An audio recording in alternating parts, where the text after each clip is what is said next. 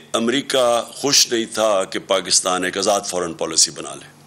وہ چاہتے تھے کہ وہی فورن پالیسی ہو کہ حکم ملے، ایک ٹیلی فون کال آئے اور پاکستان ان کی جنگ میں شامل ہو جائے اور 80,000 پاکستانی جانیں ان کے لیے قربان کر دے، اپنے ملک کا بھی نقصان کرے، اور آخر میں پھر بجائے ہمارا شکریہ ادا کرنے کے لیے ہمیں یہ کہا جائے کہ جی آپ نے ہماری مدد نہیں کی افغانستان جنگ میں اور ہمیں ہی ذمہ دار ٹھہرائے.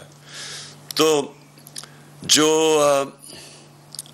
اس کا نقصان ہوا، جو ہمارے ملک میں رجیم چینج ہوا، جو انہوں نے یہاں کے میر جعفر اور میر صادق کے ساتھ مل کے، جو کہ جیسے ہی انہوں نے جو لوگ ہمارے اوپر مسلط کیے، وہ پاکستان کے ہم سب جانتے ہیں 30 سال سے یہ وہ لوگ ہیں جن کی انٹرنیشنل فیم ہے چوری کی.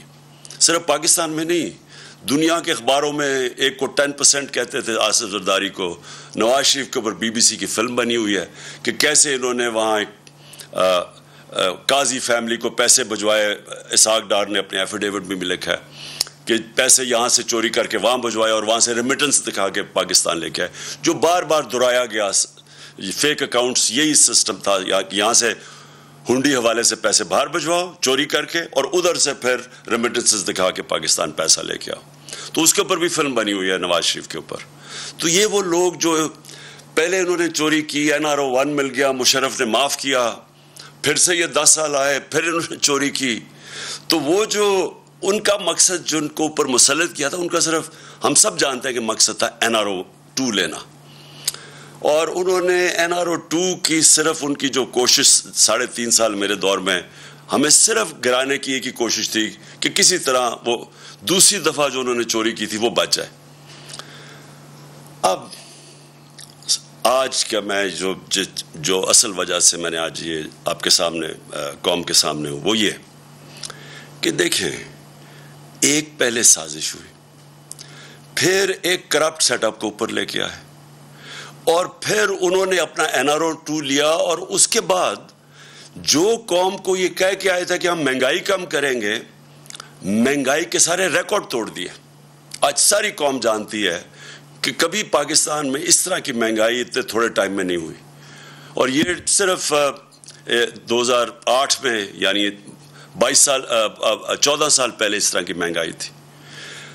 مہنگائی صرف آسمانوں پہ نہیں گئی، جو ہماری معیشت تھی، جو کہ صاف جو economic survey of Pakistan government کی جو سروے ہے، اس میں جو بتایا تھا کہ ساری چیزیں، یعنی انڈیکیٹرز جو تھے معیشت کے، وہ سارے صحیح راستے پہ جا رہے تھے. چاہے ایکسپورٹس ریکارڈ تھی، ٹیکس کلیکشن ریکارڈ تھا، اس کے بعد جو ہماری زراعت تھی ان کی بڑی زبردست 4 فصلوں کی ریکارڈ پروڈکشن 2 سال لگاتار رہی.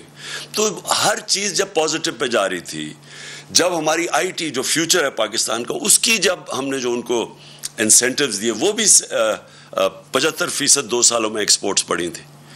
تو جب ایک ملک صحیح راستے پہ جا رہا تھا، انڈسٹری بھی گرو کر رہی تھی، روزگار میں یہ سب سے بر صغیر میں ورلڈ بینک کی سروے سب سے زیادہ روزگار پاکستان دے رہا تھا، اس وقت کے اوپر یہ سازش کی گئی. اور پھر جب لوگ پہلے ہی تنگ تھے، پہلے قوم کی خودداری جاگ گئی. قوم نے جب دیکھا تو یہ کوئی بھی نہیں سمجھ رہا تھا کہ اس طرح پبلک سڑکوں کے اوپر نکلے گی. میں سچ بتاؤں، میں بھی نہیں سمجھ رہا تھا اس تعداد میں پبلک نکلے گی. عموماً تو لوگ جب حکومت جاتے ہیں خوشیاں مٹھائیاں بانٹتے ہیں، تو پبلک سڑکوں کے اوپر آ گئی. یہ کوئی بھی جو سازش کرنے والے تھے ان کے ذہن میں بھی نہیں تھا کہ اس طرح پبلک سڑکوں پہ نکلے گی. انہوں نے سمجھا تھوڑی دیر کے بعد یہ پبلک تھک جائے گی، گرمی بہت ہے. اس کے باوجود پبلک مسلسل سڑکوں پہ نکلتی رہی، اور جب بھی ہم نے ان کو دعوت دی، پرامن احتجاج کی. ابھی ہفتے کو قوم نے دیکھا کہ کس طرح پبلک آئی پنڈی اور اسلام آباد کی پریڈ گراؤنڈ میں، اور سارے پاکستان میں لوگ نکلے. سبسکرائب کریں اور بیل دبائیں تاکہ کوئی خبر رہ نہ جائے.